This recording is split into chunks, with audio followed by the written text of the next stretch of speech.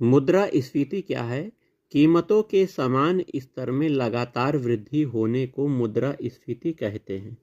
मुद्रास्फीति को कम मात्रा में वस्तुओं की खरीद के लिए ज़्यादा मात्रा में पैसे की उपलब्धता के रूप में परिभाषित किया गया है। मुद्रास्फीति के कारणों पर चर्चा कर लेते हैं। पहला, अत्यधिक मांग।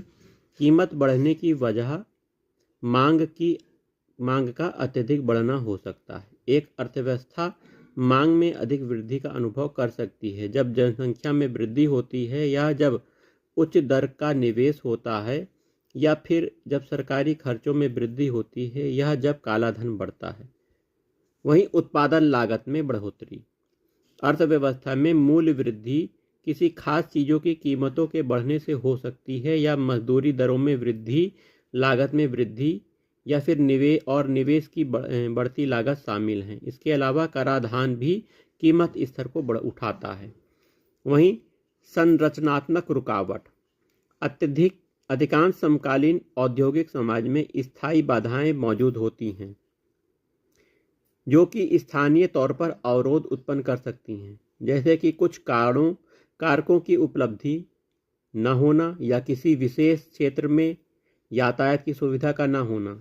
किसी महत्वपूर्ण क्षेत्र में उत्पादन करने के लिए संसाधनों की कमी हो सकती है, जैसे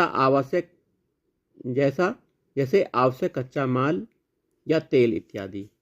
वहीं अर्थव्यवस्था की प्रकृति। एक खुली अर्थव्यवस्था में मुद्रास्फीति अंतर्राष्ट्रीय विनिमय में वृद्धि होने से भी आ सकती है। आयातित वस्तु अंतिम उपभोग या उत्पादन में इसके इस्तेमाल किए जाने के लिए कुछ कच्चे माल के रूप में हो सकता है। मुद्रास्फीति की गणना। मुद्रास्फीति की दर आर्थिक नीति निर्माण में और व्यक्ति द्वारा किए गए फैसलों को प्रभावित करने में एक केंद्रीय भूमिका निभाती है। उपभोक्ता अर्थशास्त्री तथा नीति निर्माता आमतौर पर मुद्रास्फीति की एक माप के रूप में मूल्य सूचकांक CPI का उपयोग करते हैं।